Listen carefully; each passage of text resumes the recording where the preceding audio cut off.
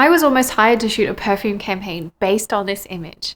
In today's edition of Image Breakdown, we're going to have a look at this white wine poached pear and pavlova shot.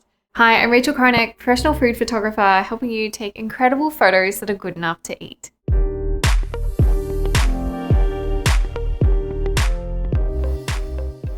This photo was part of my Seek Texture series where I was going through and shooting black and white food so that it really forced me to hone my lighting skills and focus on really important textures within food. So the first thing you might notice, besides the fact that this photo is really pretty, is that there's not a lot of color going on. So I'm going to get to editing later, but I really desaturated this shot. So this photo is all about interest, and it really comes down to texture. So I have two types of textures here, really textured background, very textured meringue, and then we have the really soft textures of the poached pears, of the really smooth platter, and some of the syrup that goes along with the poaching liquid. The overall feeling I wanted to invoke with this image was soft and delicate. So I had to balance the gritty textures of the meringue in the background with some soft, silky props and the very soft feeling of the poached pears. Now let's talk about props. So it's very important for this shot that we had white props throughout.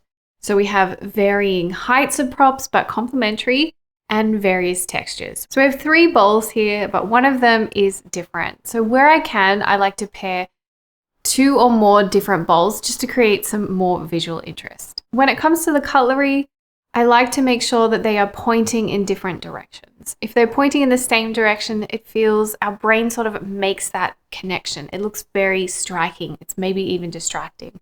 So when I put cutlery around, I like to make sure they're pointing in different directions. If we think about the pears as well, those are pointing in different directions. I don't want to have them in the same direction. Lastly, to finish it off, I like to crumble up some of the food. So in this, we're going to crumble up some of the meringue, have some broken meringue, but because the background is really textured, we don't need too much. So just enough so that we can see that this is a working scene, that somebody has plated this food. There are a lot of elements happening in this photo. So how do you place them all? How do you make it balanced? How do we make it feel organic and harmonious? When I'm working with a lot of subjects, I like to use the dynamic symmetry grid. So the idea of dynamic symmetry is to use powerful diagonals and other lines to help us compose a scene.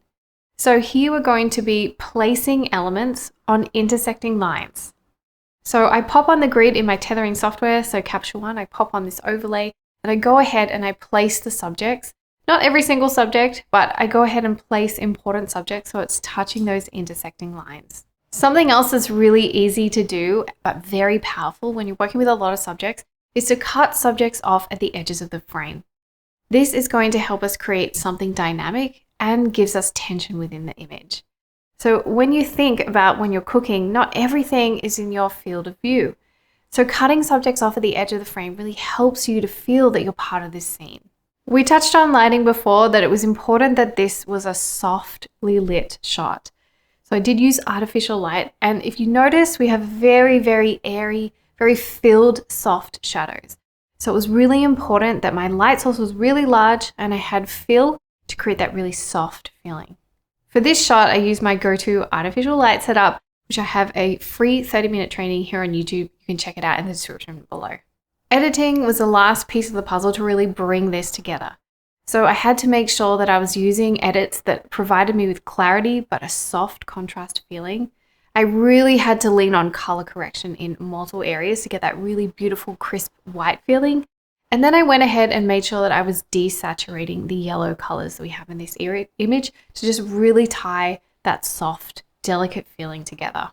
Now there is some retouching here. I wanted to get rid of the blemishes in the pears, again, to really hone in on that soft feeling. And I was missing a stem on one of the pears in the bowl, and I really wanted to create the 3 pears with stems to allow me to have a beautiful, strong triangle between the 3 of them. So I used Photoshop to go ahead and just retouch an extra stem onto the bottom pear. If you got excited by all the compositional elements that we discussed today and you want to take your composition to the next level, make sure to check out my masterclass, compositionessentials.com. If you liked or found this video helpful, make sure to subscribe, leave me a comment, or even send it to a friend who might need to up their compositional game. Thank you for watching, friends. I'll see you next time.